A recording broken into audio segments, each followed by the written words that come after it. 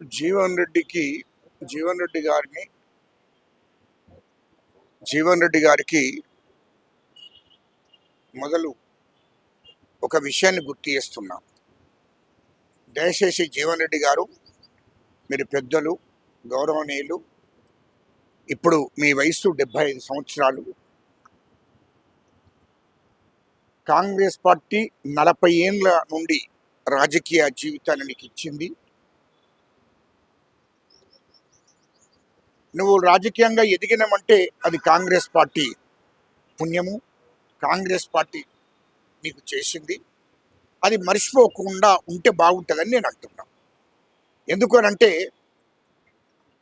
ఎప్పుడు కూడా అన్నం పెట్టిన తల్లిని మరవకూడదు.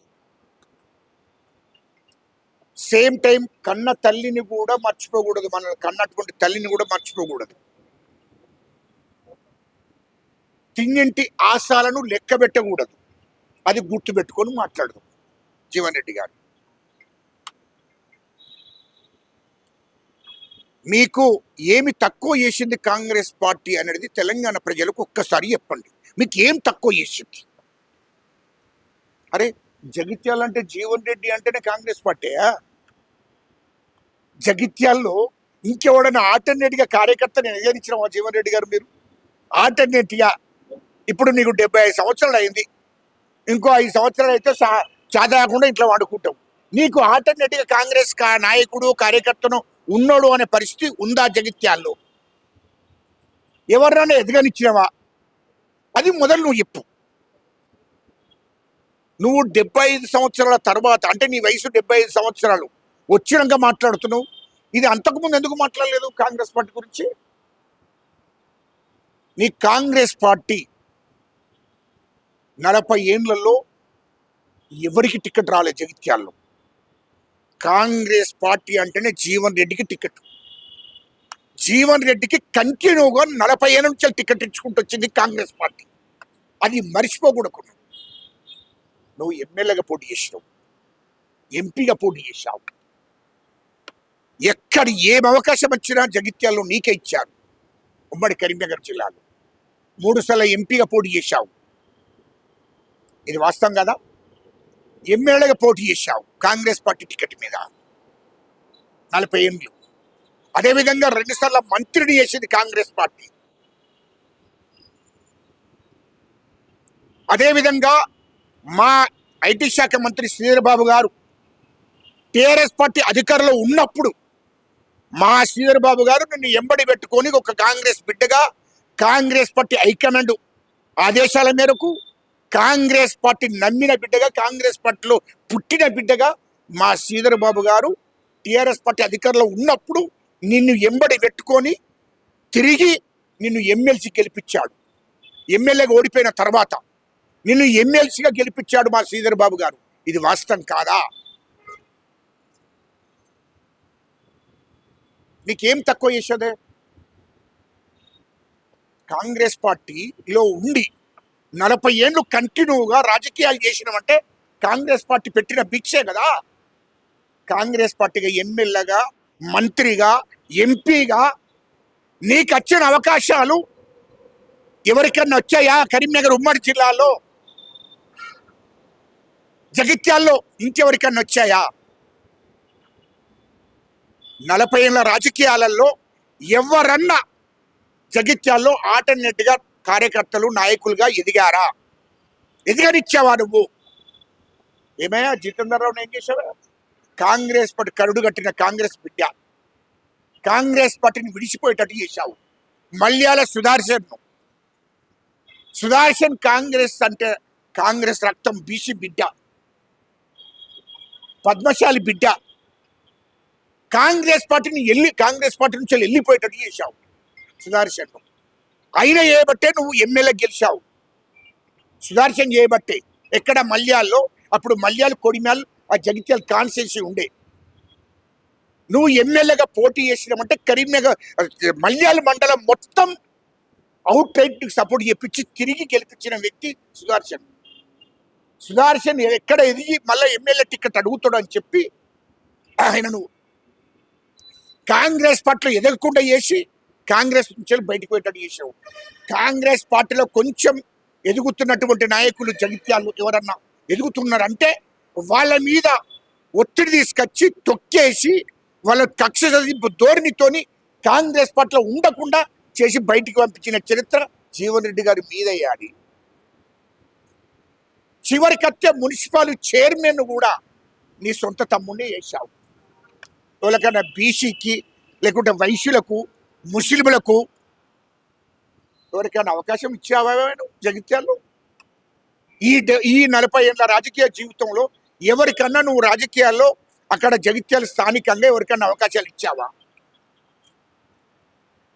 మరి ఇవ్వలేదు కదా. అదే నేను కాంగ్రెస్ పార్టీకి బాగా సేవలు చేసిన, ఎక్కడ సేవ చేసినావు చెప్తావా? చొప్పదండి నియోజకవర్గం జగిత్యాలను ఆనుకొనే ఉంటుంది, ధరంపురి నియోజకవర్గం జగిత్యాలను ఆనుకొనే ఉంటుంది. ఈ 40 ఏళ్ళల్లో ఎప్పుడన్నా గెలిచిందావే కాంగ్రెస్ పార్టీ? నువ్వు ఎమ్మెల్యేగా జగిత్యాలు ఉండగా ఎప్పుడన్నా 5 సార్లు పాపం మా లక్ష్మణ్ కుమారు జగిత్యాల ధరంపూర్ నుంచి 5 సార్లు పొడిగితే 5 సార్లు ఓడిపోయాడు, మొన్న గెలిచిండు. చొప్పదండిలో కాంగ్రెస్ పార్టీ అడ్రస్ కూడా లేకుండా చేసినావు. ఆనాడు సత్యనారాయణ గౌడ్ ఒక్కసారి గెలిస్తే రెండోసారి గెలవకుండా ఆడ మొత్తం రెడ్లను అక్కడ వేరే అదర్ క్యాస్ట్ వాళ్ళందరినీ ఏకం చేసి ఆయన ఓడగొట్టి నువ్వు కాంగ్రెస్ పార్టీ ఉండే కాంగ్రెస్ పార్టీ ఎమ్మెల్యేగా ఓడగొట్టిన సత్యనారాయణ గౌడ్. ఈ గత చరిత్ర బాగుంది జీవన్ రెడ్డి గారు, దయచేసి ఎందుకు మాట్లాడుతావు ఇవన్నీ? ఇది అంత తెలియక కాదు కదా. ఎట్లా మాట్లాడుతావు నువ్వు ఎట్లా మాట్లాడతావు?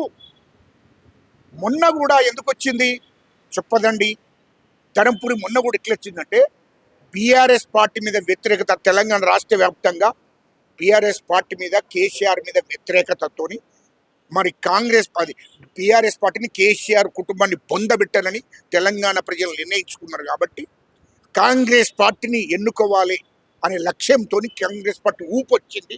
అది మా ముఖ్యమంత్రి రేవంత్ రెడ్డి గారు పిసిసి అధ్యక్షునిగా తెలంగాణ ప్రజలలో తిరిగాడు, తెలంగాణ ప్రజల పక్షాన్ని నిలబడ్డాడు, తెలంగాణ ప్రజల కోసమే నా జీవితం అని చెప్పి కాంగ్రెస్ పార్టీని పెద్ద ఎత్తున భుజస్కంధాల మీద వేసుకొని రాష్ట్ర వ్యాప్తంగా తిరగడంతో పెద్ద ఎత్తున ఊపు రావడంతో అక్కడ ధరంపూర్లో లచ్చరణం గెలిపించారు, ఇక్కడ చొప్పదండో సత్యంని గెలిపించారు.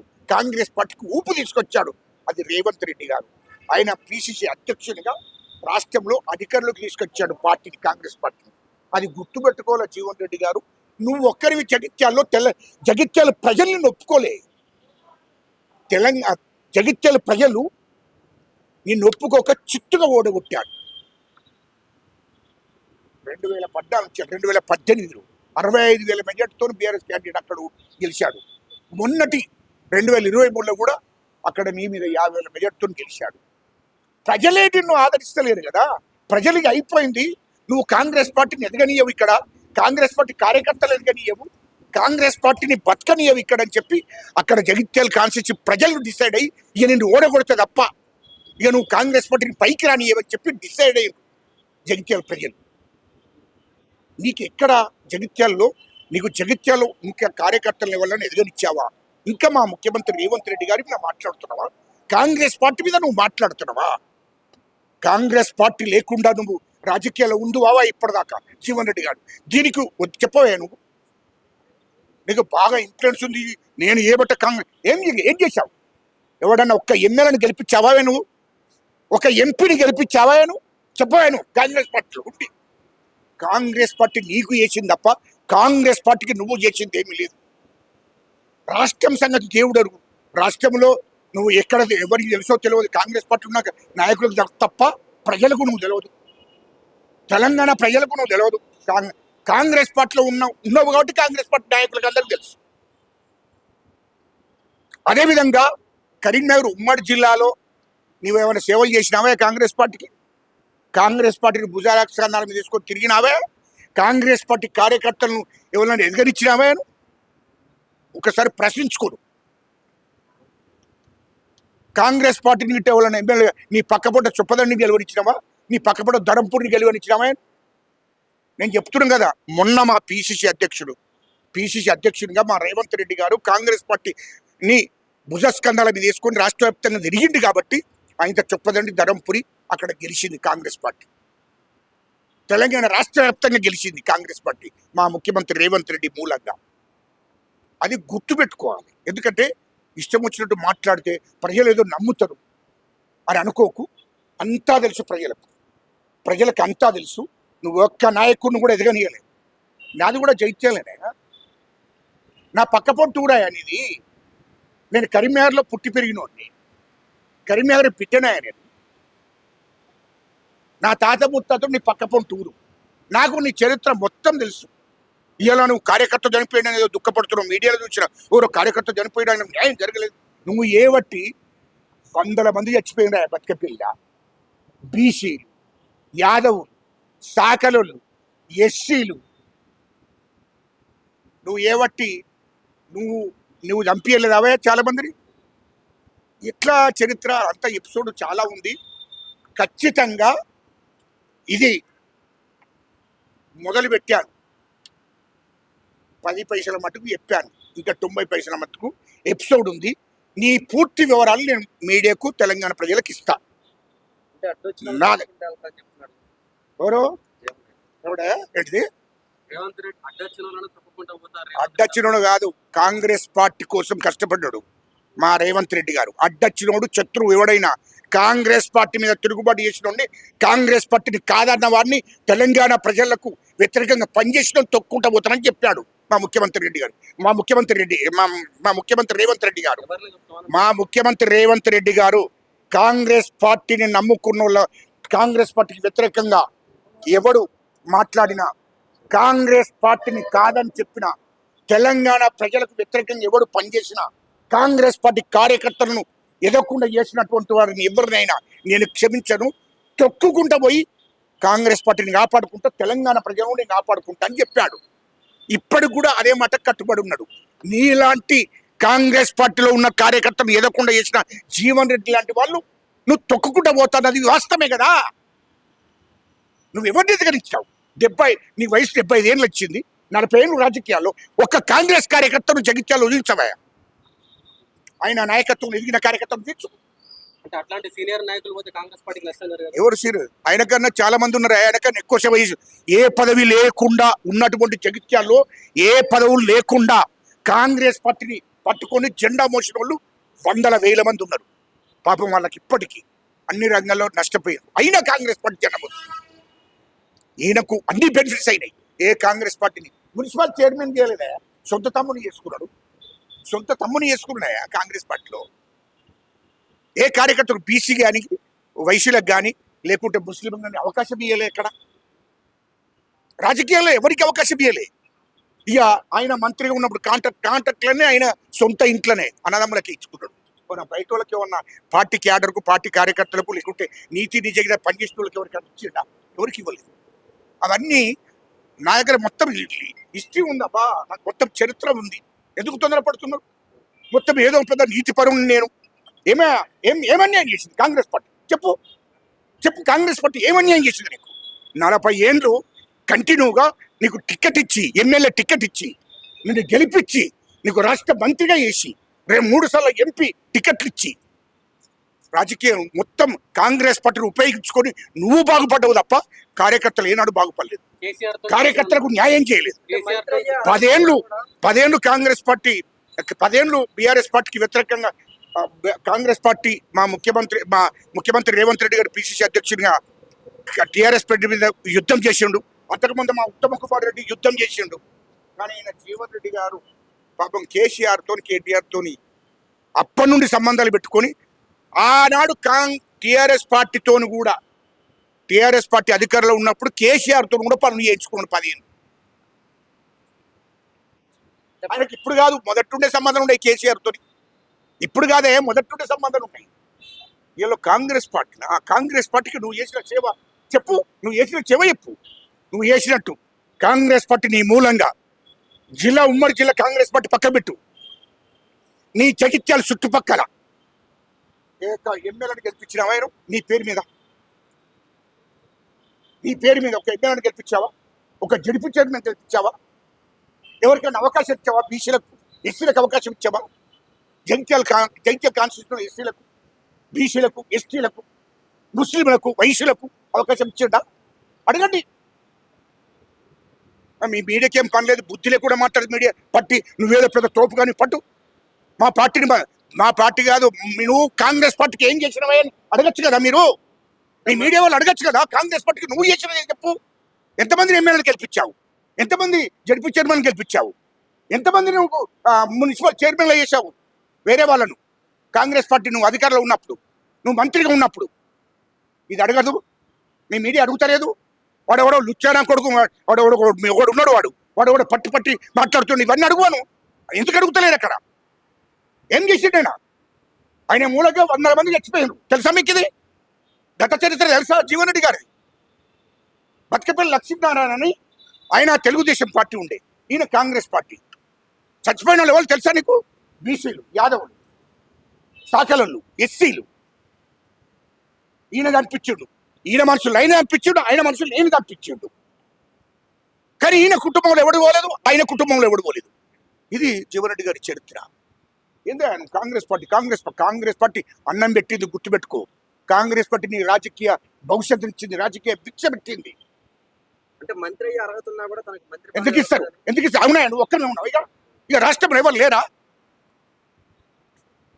75 ఏళ్ళు వచ్చినాయా నీకు? 40 ఏళ్ళు రాజకీయ భవిష్యత్తును కాంగ్రెస్ పార్టీ టికెట్ల మీద గెలిచావు. 2 సార్లు మంత్రి అయ్యావు. మంత్రి అయ్యే అవకాశాలు ఇంకా చాలా మంది ఉన్నారు కదా కాంగ్రెస్ పార్టీలో. కాంగ్రెస్ పార్టీ చెడ్డమోసం ఉన్నాడు, కాంగ్రెస్ పార్టీకి సేవ చేస్తున్నాడు. మరి వాళ్ళందరికీ అవకాశం కల్పించాలి కదా. నువ్వే తోపు వాడి అవే అంటే మా లక్ష్మణ్ కుమార్ని మంత్రి చేసినందుకు ఇదంతా నీకు కోపం? నాకు అర్థం కాదు. కొత్తలకు అవకాశం ఇవ్వద్దా? ఎస్సీలకి ఇవ్వద్దా? ఎస్టీలకి ఇవ్వద్దా? బీసీలకి ఇవ్వద్దా? రెడ్లకి ఇవ్వద్దా?